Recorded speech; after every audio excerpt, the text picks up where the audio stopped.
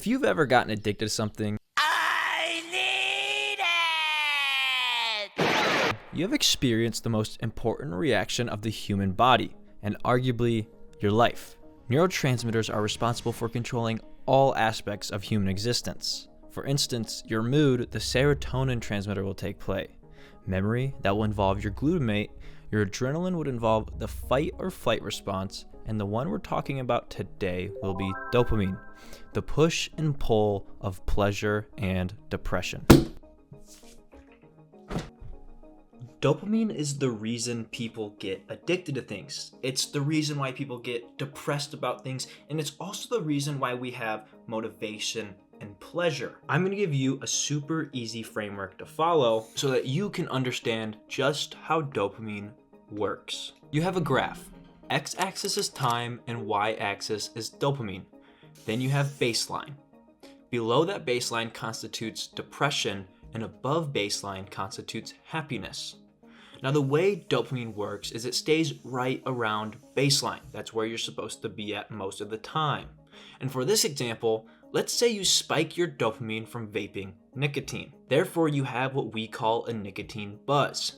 It's a spike of dopamine that feels really good in the moment. But then when that buzz wears off, you don't just go back down to your baseline, you travel past it because you used up some of the dopamine artificially, and now you're in what we call a deficit, meaning your body will need to take time to get back to baseline.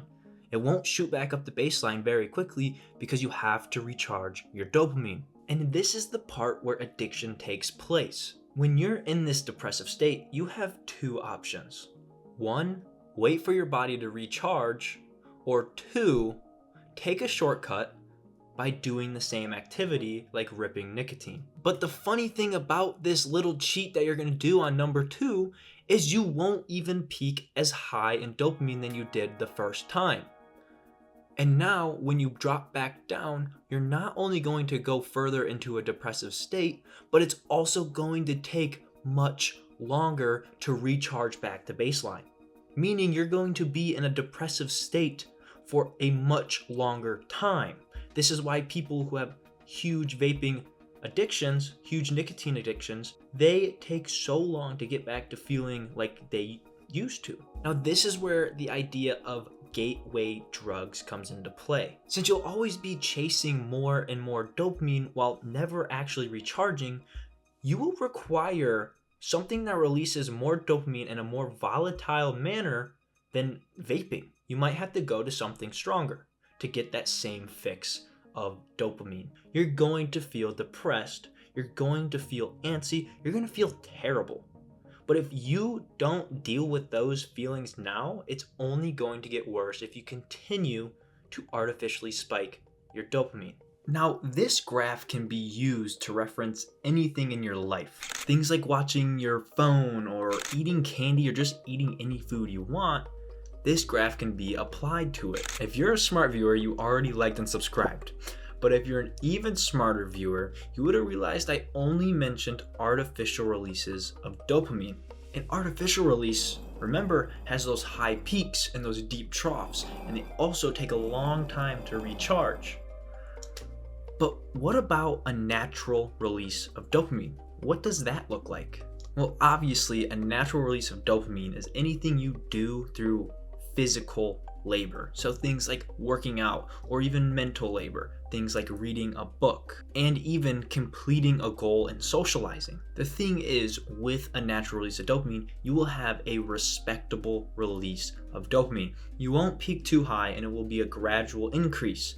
But when it's time for you to start losing your dopamine, it's going to go down at a slower rate. And yes, maybe it's going to go underneath baseline just a little bit, but it will not drop down as deep as an artificial release of dopamine. This is why people who take cold showers say they feel good for hours after. It's because they're releasing dopamine the entire time while they're going back down to baseline. This is the main reason why there has been such an uprising in popularity of getting off your phone, reading books, working out, and even participating in the dopamine detox challenge. People want to release dopamine in a healthy way. People want to create healthy habits, and they also want to be as productive as possible without feeling the need to procrastinate.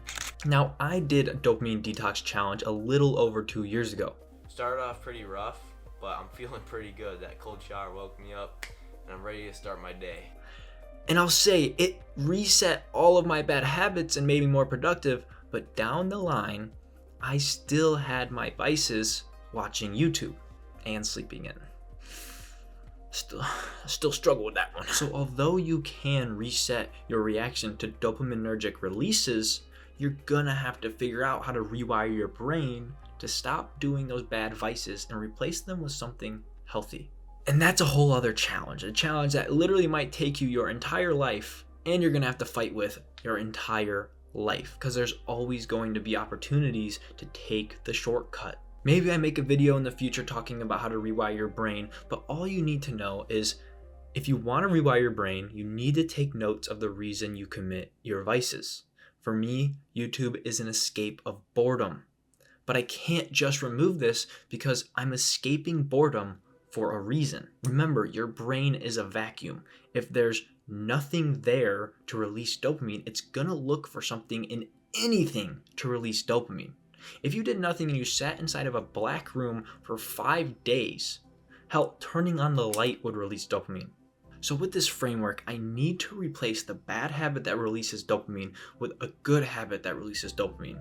And sure, it might not be as potent, but after a while, it won't matter and I won't crave the bad habit any longer. Now we're nearing the end of the video.